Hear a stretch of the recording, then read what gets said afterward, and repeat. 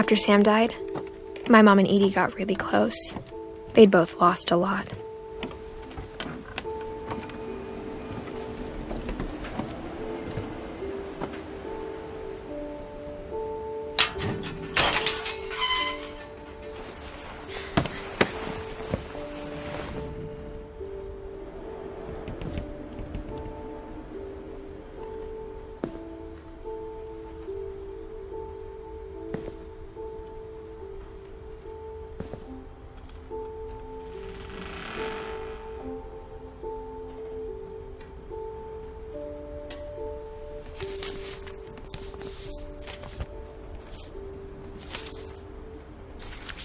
Dear Kay, do you remember the way Gregory used to laugh when he thought he was alone? Like something funny was happening, but only he could see it.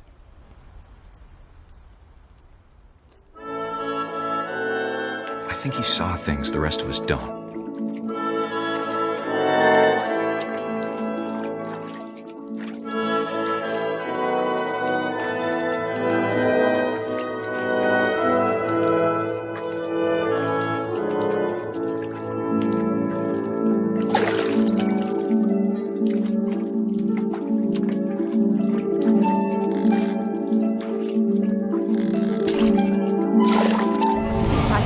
Gregory, it's time to... Hold on, sweetie. Hello? Sam, I told you I don't want to talk right now. I wonder what he saw.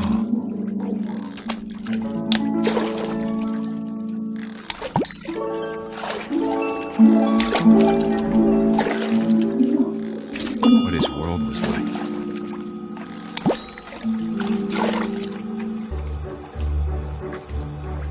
He reminded me so much of Calvin. Lost in his imagination. Whatever it was he saw.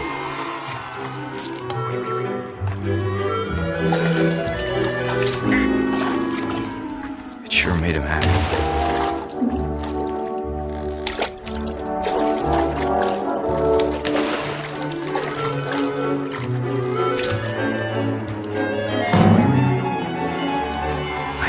It sounds.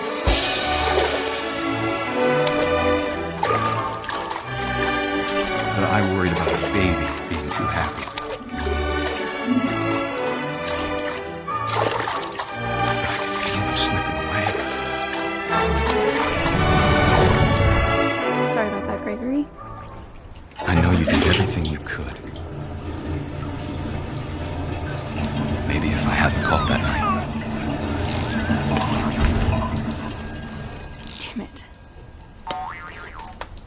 Hold on, I don't want Gregory to hear this. I wish he could have told us about the world we saw.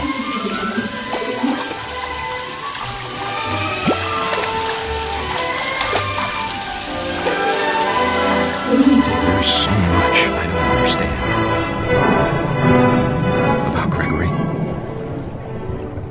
about everything.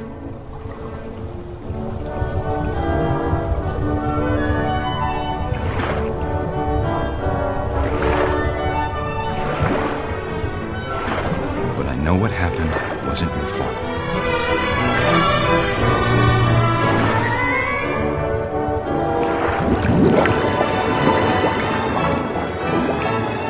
I'm sure he's happy. And he'd want you to be happy too. Good luck, Kay. Love, Sam.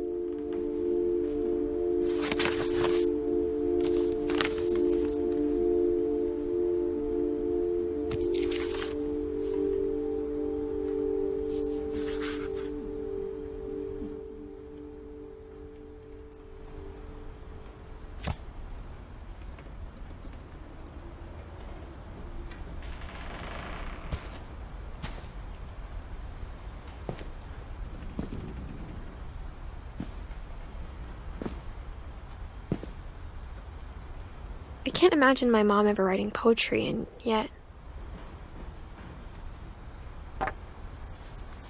A poem for Gus, who always said the wedding was a bad idea. Our father never hit us kids, at least not very hard, before the day my brother said with teenage disregard that he'd be dead before he'd see a wedding in our yard.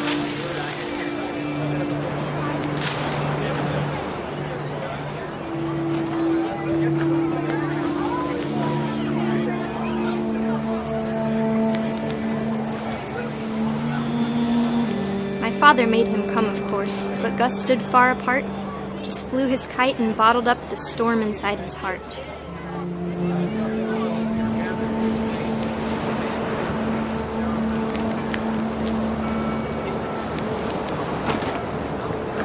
I tried to talk him out of it, but though he'd never met her, "We don't need a stepmom," were the words that I now pronounce you husband and wife. You may kiss the bride.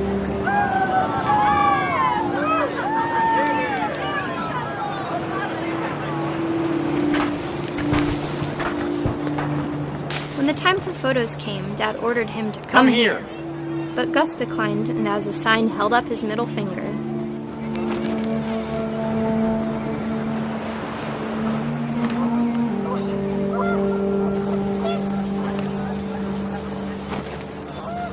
The wind picked up and panicked geese appeared and quickly went. But all the humans did that day was go inside the tent.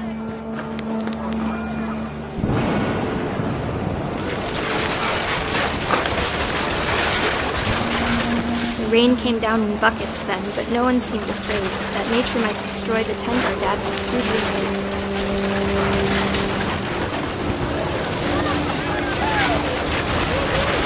The thunder sounded much too close and full of angry power, but all my father said to this was, "Make the music louder."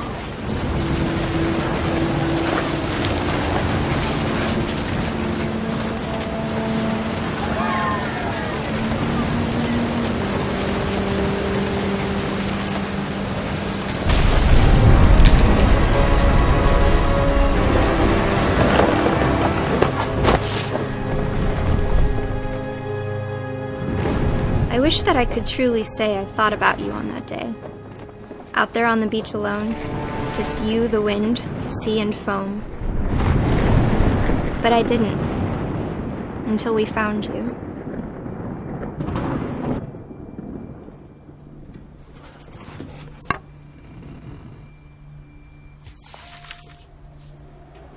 She never talked about him, but Mom told me once if I was a boy, they were going to name me Gus.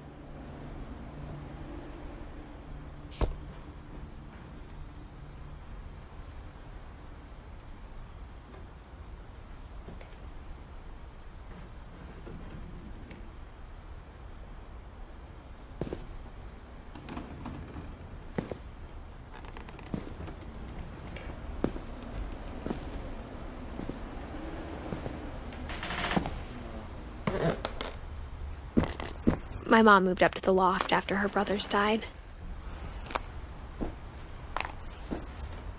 At the time, it was as far away as she could get.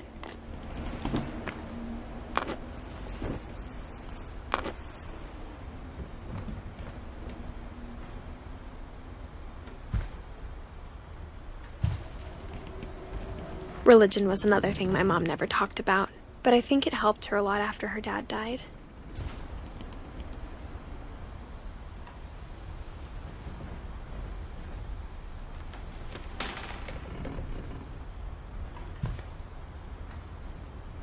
She spent a summer building houses in Calcutta, where she met my dad, Sanjay.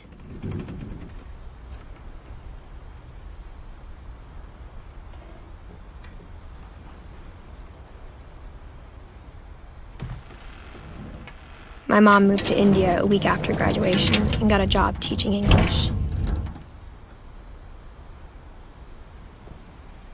Louis was born a year later.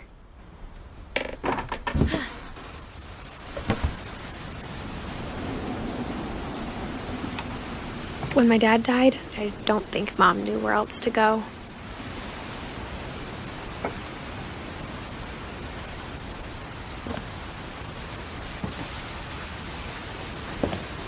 I'm sure Edie was happy to have her back.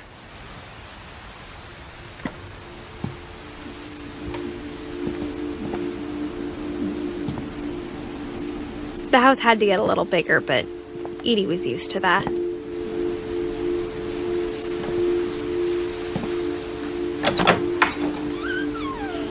And for a while, things were good. Almost normal. But it didn't last.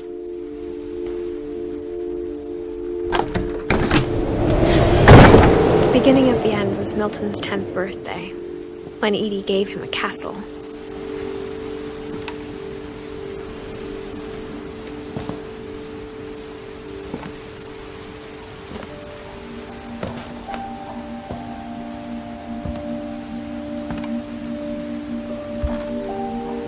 After Milton disappeared, the only thing he left behind was a room full of paintings.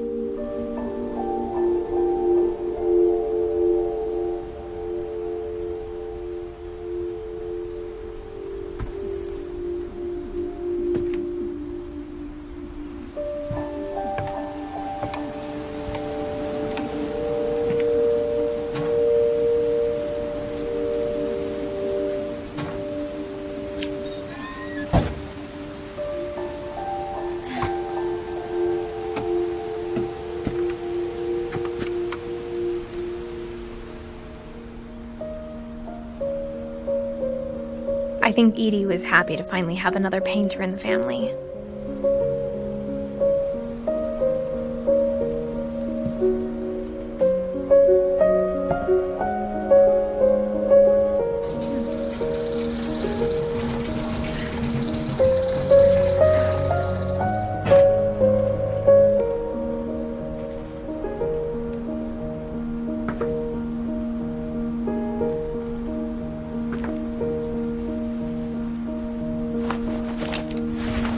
Milton Finch in The Magic Paintbrush.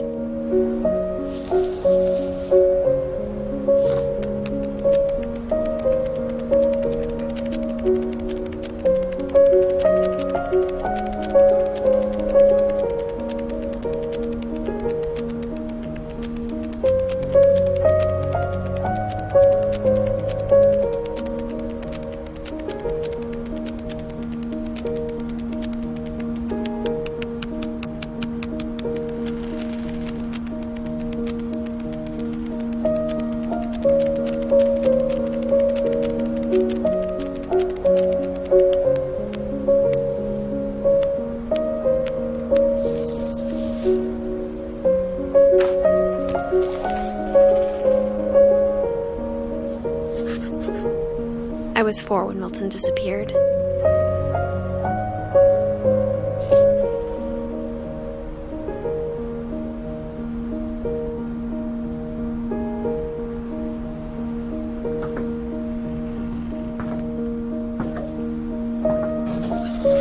Mom spent months searching for my brother. Then she sealed the doors.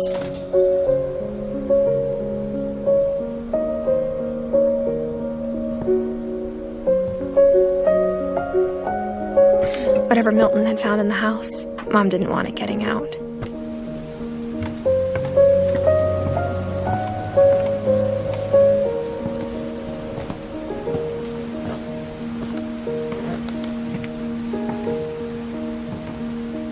Mom definitely blamed Edie, but I think Louis blamed himself.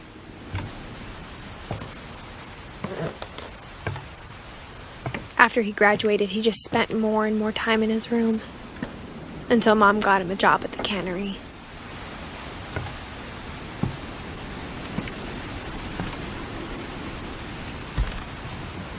Everyone always told me to stay out of Louis's room, except Louis.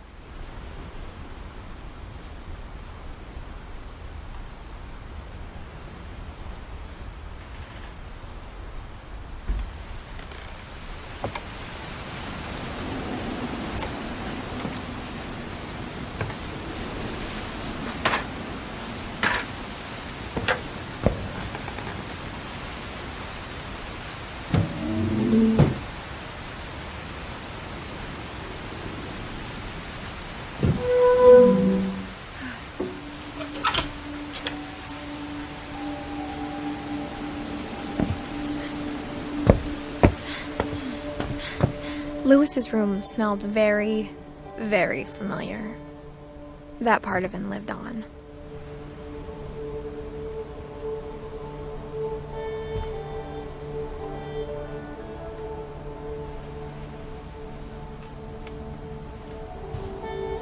Louis and I spent a lot of time playing games together, but he was surprisingly bad at them. He died a lot.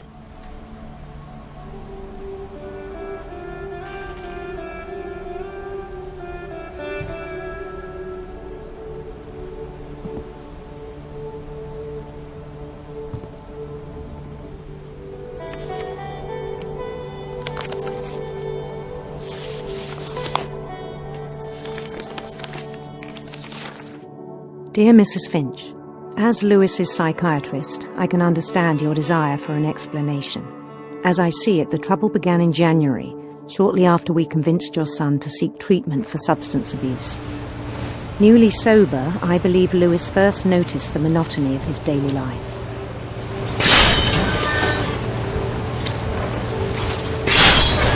He kept working at the cannery, but he withdrew part of himself. In our sessions, I saw the same behavior. His mind began to wander. I asked him to describe it. He said he started small, imagining a labyrinth.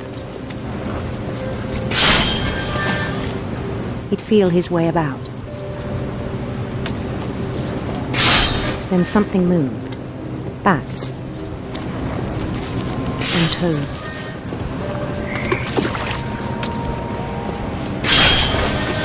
And things that have not names. He knew it was all in his head. But he took it very seriously. I had hoped he'd find himself.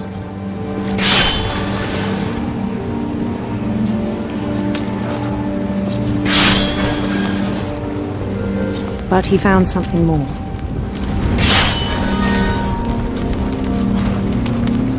I worried about him then, daydreaming at the cannery. I spoke with his boss. But he said Lewis had become a model employee. Methodical, tireless, focused. Like a whole new Lewis. So I let him go on.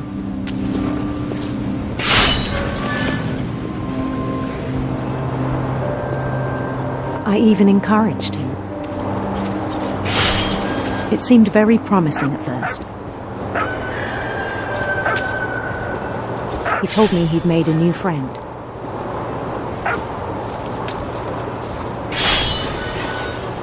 On the edge of a city he named Lewis Topia. He built the city up slowly, brick by brick. Then he made musicians.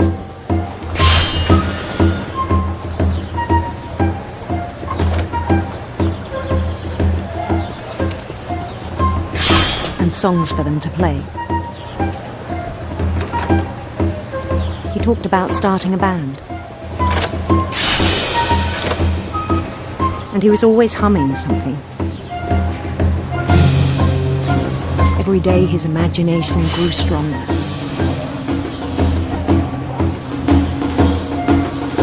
He no longer spoke at the cannery. But his chopping was as reliable as ever. Then one day it struck him that all the cheering crowds, even the stones under his feet, were all in his imagination. So he could do whatever he wished.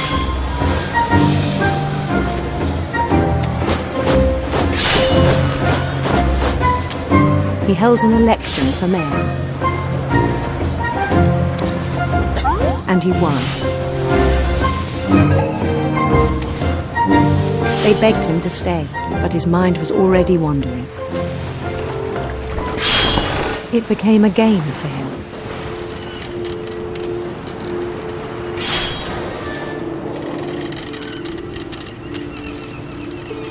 He'd conquer a city, then immediately push on.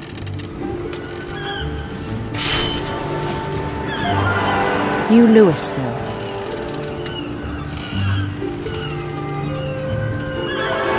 St. Louis. He started drifting away from our reality.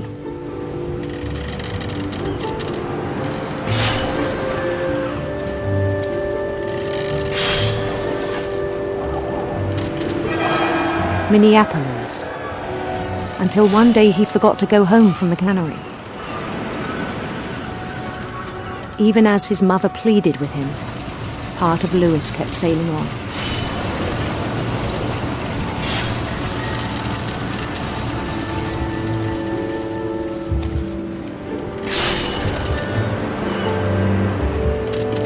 In Louisburg, he heard rumors of a handsome queen.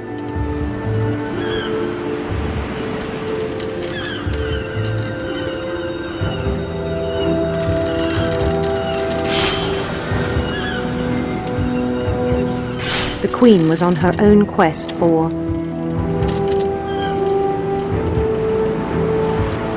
sinister serpents.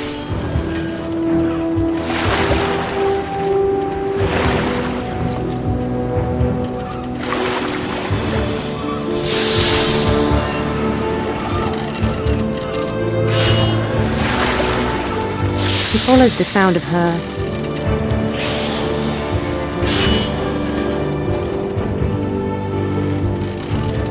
silver harp.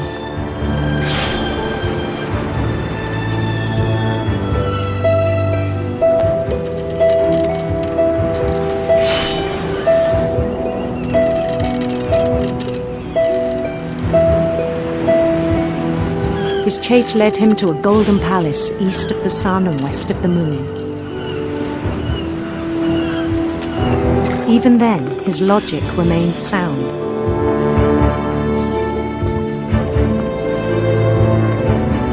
He knew the world was all in his imagination.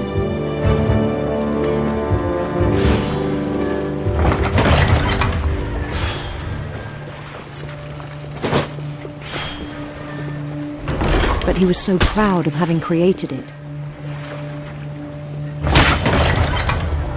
In his own eyes, he'd become something greater than a king.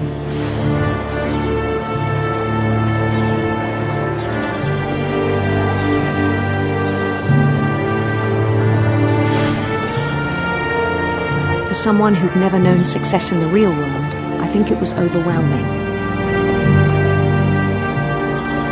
And then it struck him that the real Louis was not the one chopping salmon, but the one climbing the steps of a golden palace.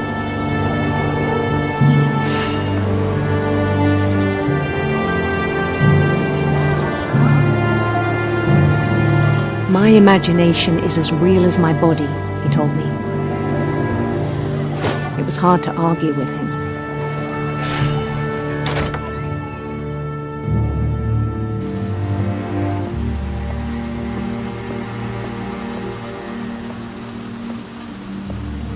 He began to forget the world we know.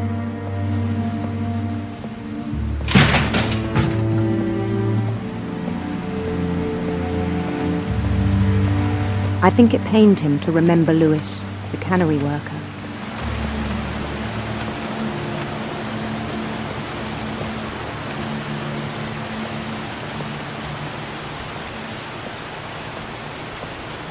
He began to despise the man with a royal contempt.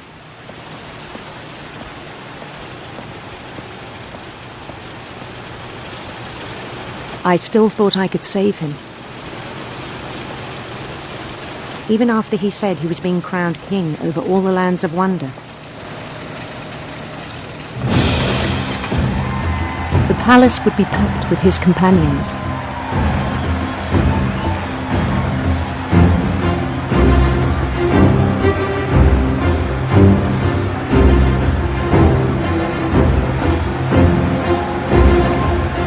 Including the wise Calico who'd insisted on advising him.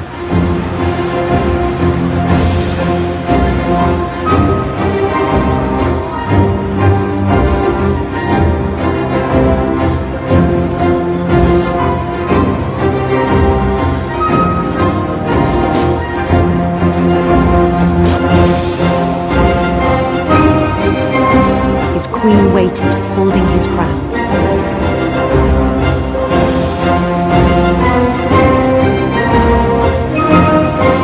There was only one thing left to do.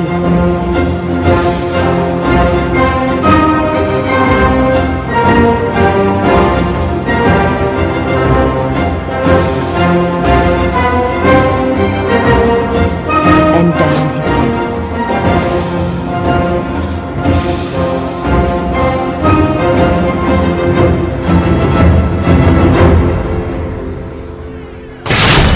And the rest I think you know. Mrs. Finch, your son was a kind man who will be missed by all of us who knew him.